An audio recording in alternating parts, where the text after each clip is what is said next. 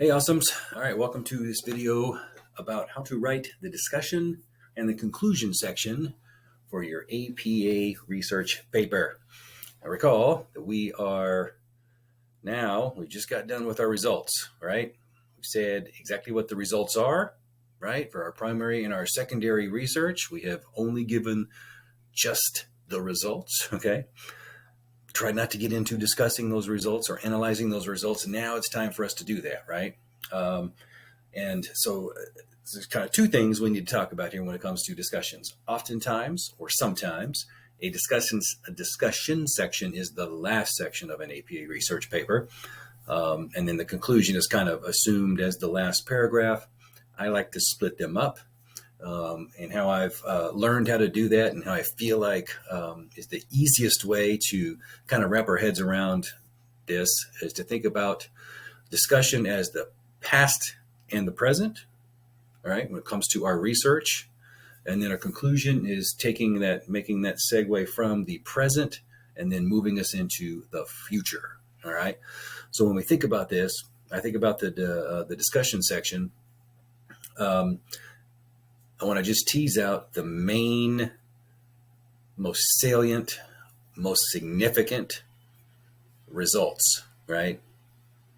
What is most important that I just talked about in the results, right? Here's the results from my primary research. Here are all the results from my secondary research. Which ones, right? Or which one are the most important, the most significant, that matter the most to how I'm talking about my topic in my conversation and the conversation that I am participating in. All right.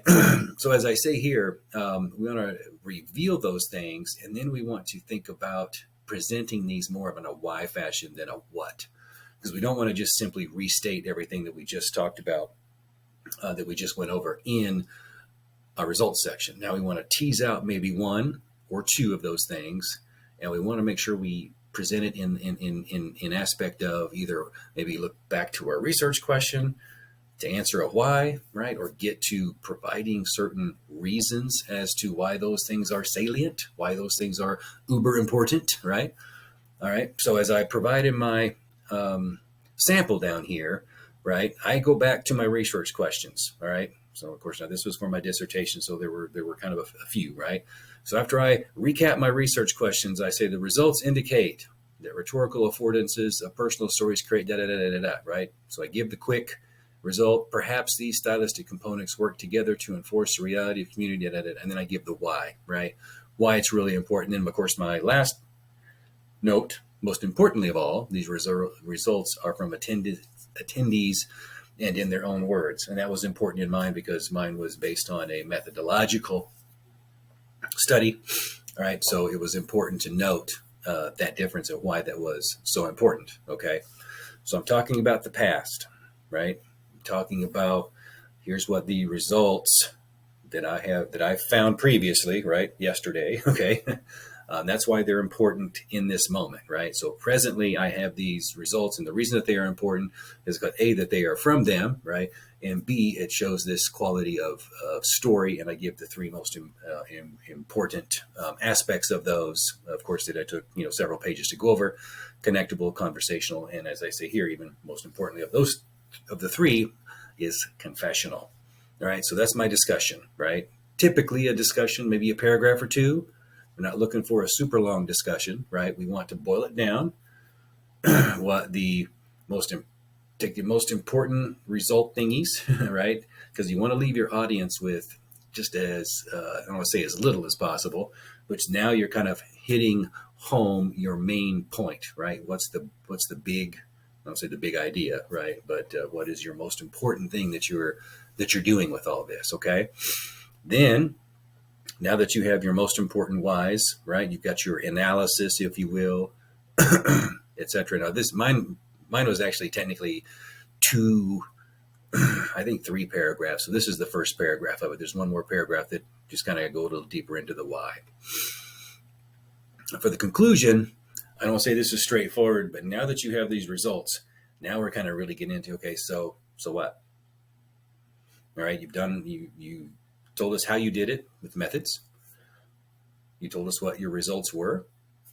You discussed what the most important facts are just now. So why is that important? Why should I care about it? Now, this is where we want to hit home. And what we do with this, you can do this through several different ways, right? Or a combination of these. It can be implications, limitations, and then, of course, recommendations.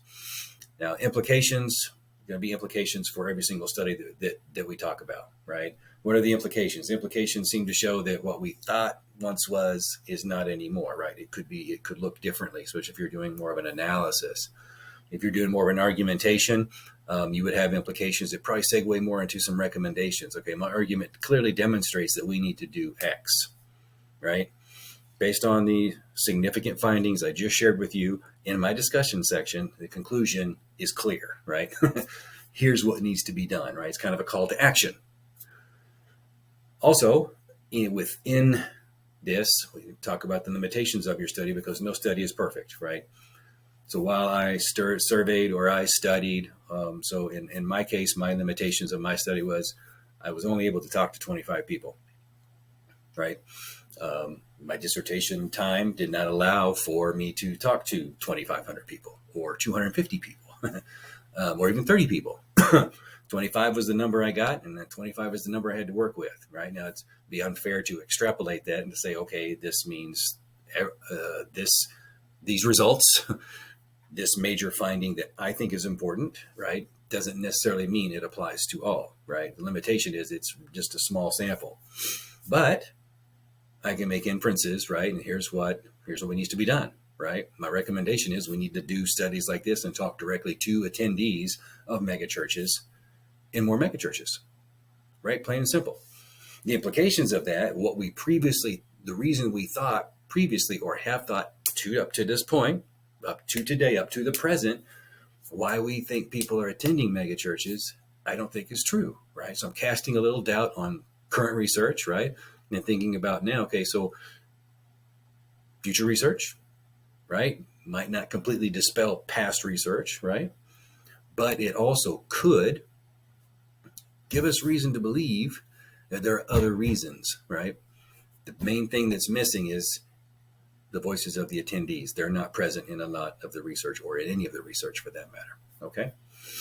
So my recommendations, right, we need to think about it that way. My recommendation is we need to do more studies, right? So always consider your audience. If you're really making a big argument and you're saying, hey, we need to do this, right? And if your topic, a lot of this has to do with whether your topic falls, whether it's more controversial, how hotly debated it might be, right? Is it political in nature? There's three things you're not supposed to talk about at parties, right? Religion, politics, and sex, okay? Right? So if yours has something to do with one of those three, a lot of times you have to tread lightly, and because a lot of those things really deal with people's core beliefs and how they feel, right? So think about what's happening right now in the world, and the discussions of gun control, right? We have members of the Senate being expelled and, forced to leave, because they spoke out against something, right? Those things are just, some beliefs are just really, right? So keep that in mind.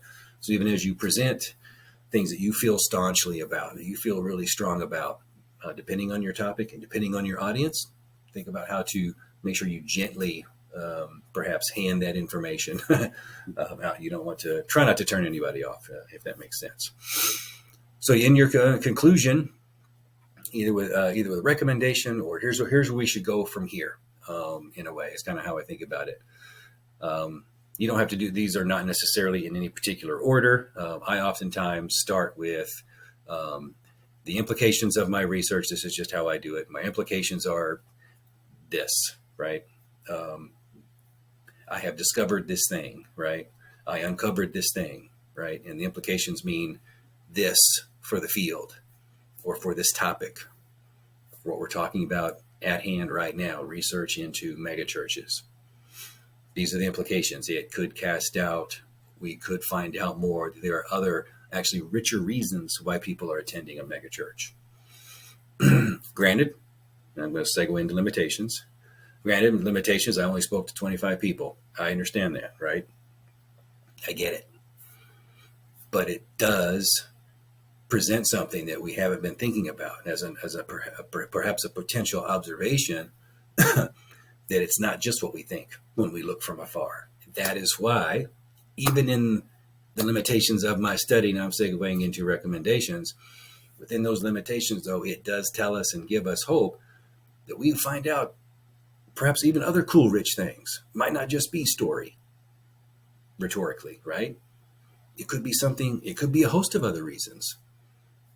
So my recommendations are, let's do these types of studies where we talk directly to those attendees in the future. Let's talk to more megachurches. Let's talk to more megachurch, more specifically, let's talk to more megachurch attendees, the congregations, the people themselves, not the pastors, not the administrators. Don't just walk into a megachurch and sit in the corner and take some notes about what people are doing and make observations. Actually set up a survey with follow-up interviews, like you can go back up in my method section and see those, right? Let's replicate that. Let's do more of these. And that would be my conclusion. So I hope that makes sense. I hope that's helpful. Again, a couple of paragraphs for discussion, couple of paragraphs at the most, I would feel, for a conclusion. You don't want it to go on and on forever. You want to hit the points succinctly, concisely, but very, very pointedly. Okay. All right, guys. Thanks for watching.